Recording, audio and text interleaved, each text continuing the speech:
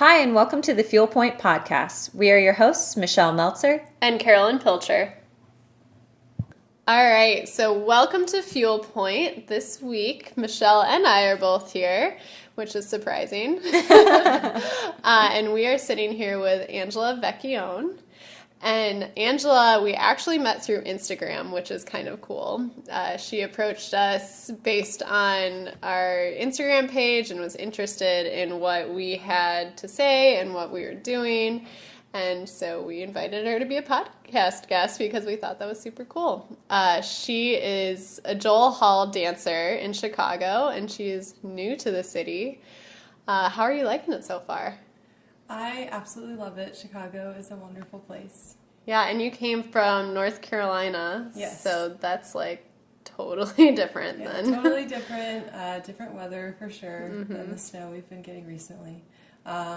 Things operate at a much faster pace here, but I like that. I like to be busy and, in it.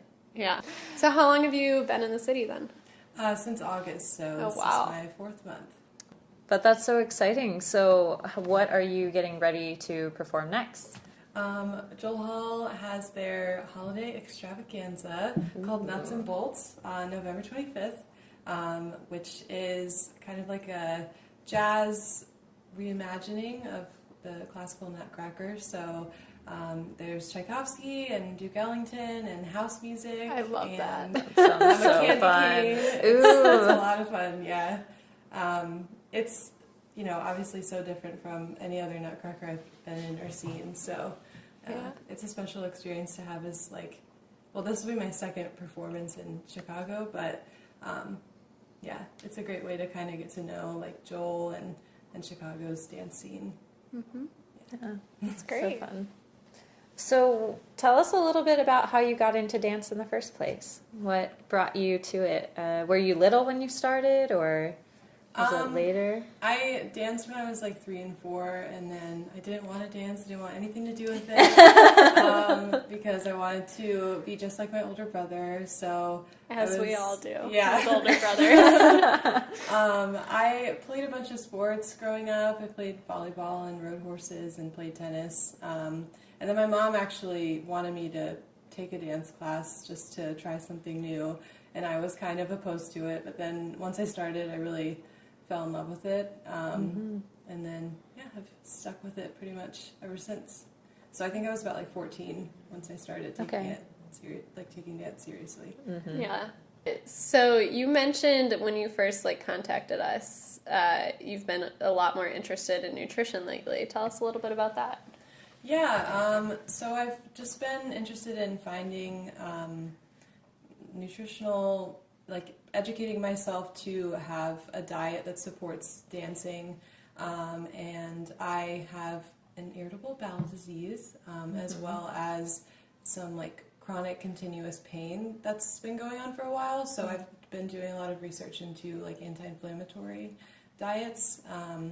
So that's kind of what I'm focusing on right now and trying to learn more about, and kind of how the anti-inflammatory diet works, and I've gotten some positive results, so that's kind of what I've been focusing on now. Yeah. Talk to us a little bit about that. What specifically are you either eating more of, eating less of? What have your results been? That kind of stuff. So from what knowledge I do have, which is not that extensive, okay. So basically cutting out dairy and processed packaged foods, and then also red meat specifically, is kind of what I see as the only things you really have to take out of your diet, and then just adding in more highly nutritional produce and vegetables and leafy greens and all that good stuff. But something I've loved learning about is kind of this idea of not needing as much protein as I thought I did, and not needing to eat as much meat as I was a year or so ago. Interesting. So that's just personally what works for me. I know other people won't say the same. So yeah, I eat eggs every morning, which probably isn't the best thing for my cholesterol, but that's how I start my day, with a lot of protein, and then mostly just vegetables and fish. But I've noticed my ulcerative colitis symptoms have gotten more under control, so that's good. It's easier to find kind of trigger foods when you're set on one specific diet you're following rather than just kind of eating whatever and seeing like what your trigger foods are. So definitely taking out like dairy and processed kind of high sugar foods has been really helpful for me. It's really interesting too because like everything you said is pretty spot on with like inflammation. One thing that they're finding with recent studies is that red meat isn't necessarily the trigger. It's the processed buns and the processed carbs that people typically consume with red meat that in combination with red meat is like the trigger for inflammation. Okay, that's interesting. It's like if you're eating like a typical like grass-fed organic, like more rich in nutrient red meat, it probably wouldn't have an effect on you. Yeah, I've seen that before. So it's all interesting with inflammation and all that kind of like trigger foods like you were talking about. Because those are, for everyone has trigger foods. Like for me, if I eat cheese, I break out.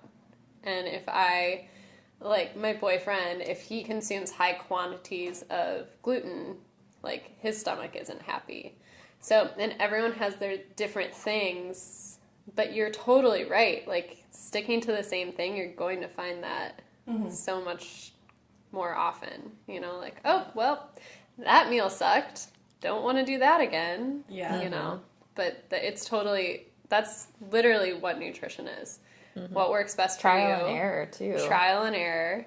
And, like, there's not one size fits all. Like, so even if you were following some, like, prescribed anti-inflammatory diet, like, there might be foods that you were eating that were still bothering you. And some of the foods that they said not to eat might not bother you. Right. You know? So it really just kind of depends on the person in front of you, which is the cool thing and the super frustrating thing, because I have so many clients that are like, Carolyn, tell me what to eat and I'll do it. I'm like, it's not that simple. I'm like, don't eat crappy food. Like, eat whole, non-processed, like, real foods. Let's start there. And then we'll figure it out. But, yeah. It sounds like you have a pretty good, like, base, though. Yeah. I was diagnosed when I was 13, so I've kind of been on the journey ever since then. Yeah. And I found certain trigger foods, like, really early on, like nuts and grains and like high fiber kind of like quinoa and things like that, which some of that stuff is like part of the anti-inflammatory diet and they encourage you to eat. So like you're saying, you just like, I just kind of modified it for what I knew worked best for my body. I was actually going to ask you if high fiber foods bother you. Yeah. Because that's a really common one. Yeah, so like cereal, raw vegetables, which makes me sad because I'm munching on like carrots. But I mean, it's so worth it once you find foods that really nourish your body. You just, you know, get used to it. And then I've enjoyed finding like more foods and trying to diversify my genome, as they say. Yeah, absolutely. Yeah, because I really dislike the idea of a diet being like you have to cut things out. I think if you kind of view it as like you're just sort of changing and then supplementing what you do, that's like a healthier way to look at it. Totally. I have a client who recently cut their sugar intake probably by 75%. And they had some desserts the other day, and they came into their session and were like, you made dessert not taste as good. Because like they're not craving sugar all the time. And I'm like, you're welcome. Yeah.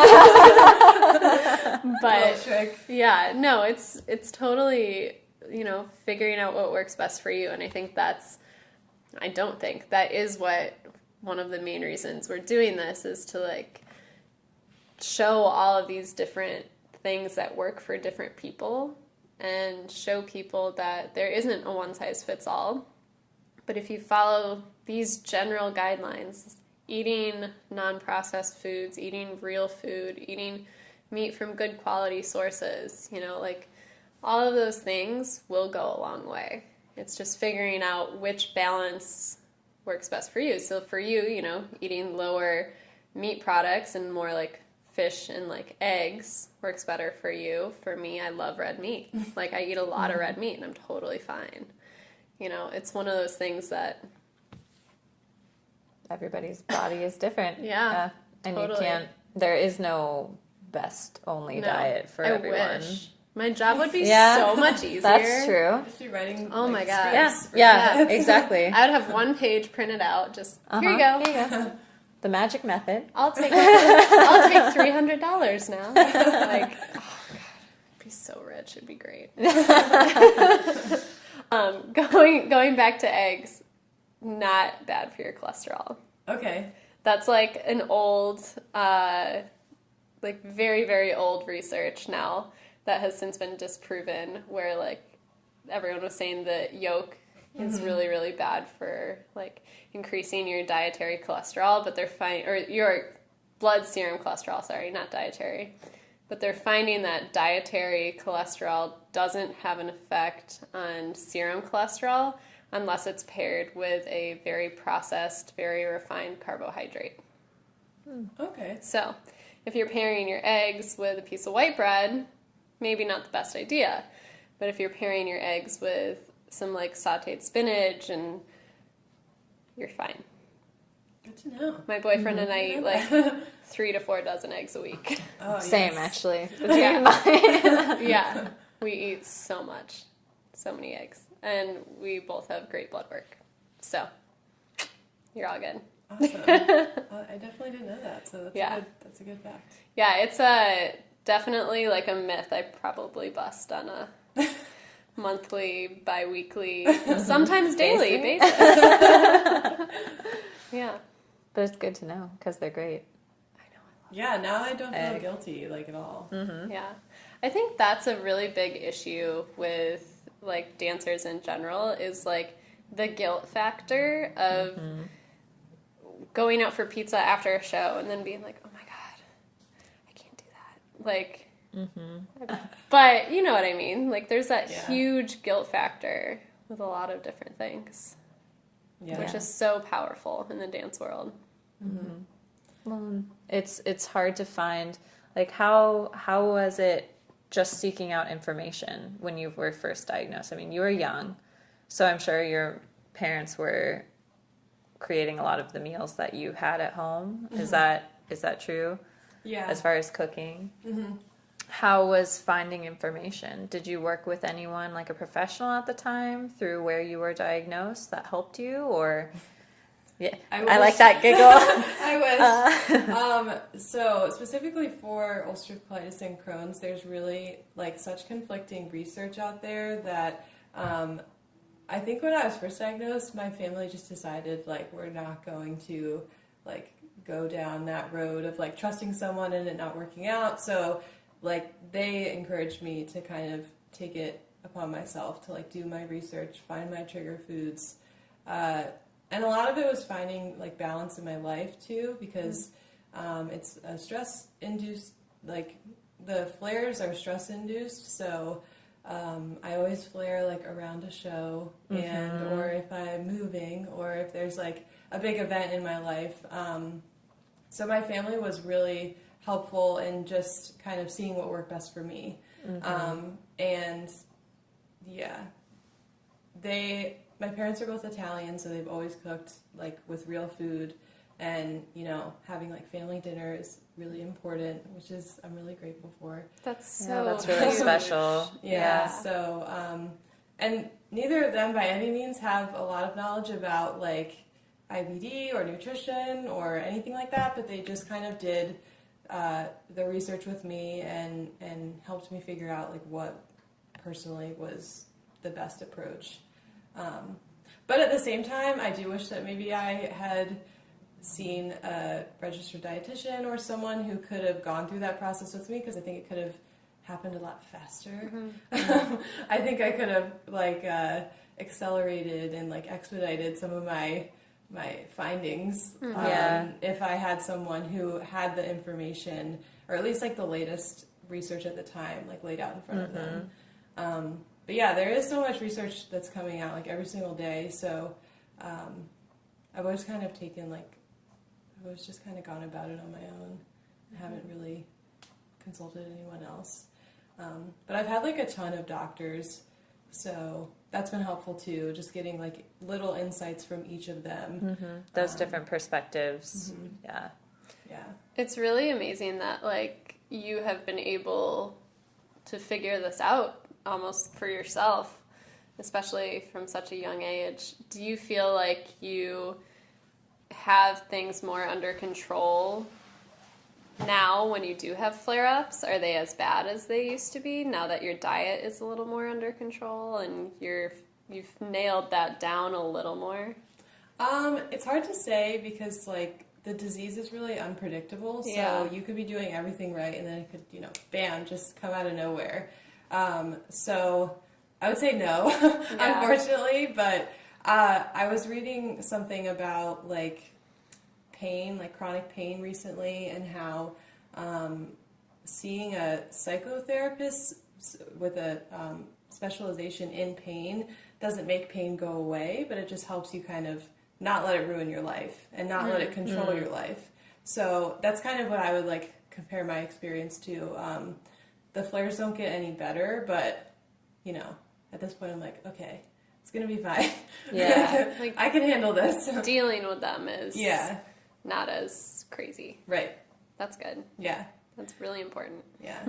So, and that's what I've read, like, testimonies of other people too. It's really unpredictable, and, you can change your diet, you can change your lifestyle, you can try different medications, but you just kind of have to learn to live with it. Which I think is nice. I think it makes, like, my outlook on life a little more chilled out, because I don't feel super intimidated by everything. I'm like, okay, I'll get through this. I've been through worse. Yeah. That's important. Yeah. How did you get your diagnosis? What was that like? I saw a lot of doctors. Yeah. But I can't remember. I think I just had like a colonoscopy done finally at age like 13. And they were able to identify something, but they weren't sure what. So my results were seen by a few doctors, and then they determined Crohn's at first. And then I went to another doctor who determined it was ulcerative colitis. And then I just went to a doctor here who told me it was Crohn's. So the two are very similar. Yeah. But yeah, that's how I was diagnosed. Got it. So were you having a pretty bad flare-up at that time at 13? Yeah, I just have had like stomach problems for as long as I can remember. But it was just hard to identify going to like my general practitioner, because you need those like cellular level results to be able to determine what it is. You can't just like determine it based off of symptoms all the time. What would you recommend for someone who's either going through something similar or feeling like they are kind of getting the runaround by doctors? Oh, that's so tough. Just patience. Yeah, I've seen a lot of doctors. I think not always taking people's opinions as like the 100% ultimate truth. It's kind of being like a little weary. I mean, I don't know. Do you know what I mean? I know Like, what you mean. Yeah. Take it with a grain of salt. Yeah, take it with a grain of salt. Exactly. Yeah. And probably advocate for yourself too. Yeah. I think just recognizing, like, if someone gives me a diagnosis, that's fine. But at the end of the day, like, I still have to deal with what I'm feeling and, like, how it affects my life. So what do I need to do to make myself feel better? And it doesn't always have to be, like, taking prescription drugs or, it just means, like, doing what feels good to you and what's smart and what makes sense. Absolutely. Yeah. Yeah, I think that's so important for anyone to realize about doctors is like, at the end of the day, it is their opinion going off of many years of study and education, of course, but it is an opinion at the end of the day. That's why you can get a second opinion. Exactly. And a third opinion. And that's why 3 different doctors have given you different diagnoses. Yeah. Like, it's so important to realize that and to, advocate for yourself and do your own research and put your own effort into all of that. And looking at the right research, like looking at peer-reviewed studies and, actual scientific literature rather than like Google. Yeah. How do I fix Crohn's disease? Like, I'm sure that's something you've realized through all your years. Like how to find a good source versus a bad source. Yeah, I've read a lot of papers. Like, it's actually embarrassing how many times I've just found myself like reading science papers and not really knowing what they say, but being like, okay, ultimately this is probably like the most rich source I can look at. Absolutely. I would say another thing though is like building a network and a community of people who are experiencing the same thing. I think like across the board for anything going on in your life, just knowing like that other people are there for you in solidarity, and then also asking what they've done, because I think that's who understands like where you're at. Like a doctor doesn't always understand, and doesn't always have all of the information, but there's people that I've met and gotten close to who have been like just really great resources, which is really helpful. Yeah. How did you find these communities of people? Just like I knew a girl in high school, Melody. She had like a really bad, she had very severe Crohn's. So talking to her, seeing what she's done, and then also there's a website that I can't think of the name of, but that has just like people's testimonies and things like that. Just kind of seeing. I mostly just read what other people have like written. And that's a beautiful resource when you're able to have that of lots of people all over the world that can post about the things that they've been through and how that can be helpful and create a sense of calm and less stress. Whether it's, some sort of disease or like an eating disorder or an injury or anything, like it's so important to see other people, like you're not alone. Right. Someone else has gone through this and is going through this. So, what can you do? Like, what can you read? What can you see? What can you offer to that community too, to make everyone feel a little bit more safe, I guess. Yeah. Well, thank you so much for coming on our podcast. Yeah, thank you so much for having me. Yeah, this was great. Thank you for listening to this week's Fuel Point podcast. I'm Michelle Meltzer. And I'm Carolyn Pilcher. Make sure you're following us on all our social medias at Fuel Point. We're on Instagram, Facebook. You can email us at fuelpoint@gmail.com. We will have a new blog post next week on fuelpoint.com, and we'll meet you here wherever you listen to your podcast in 2 weeks.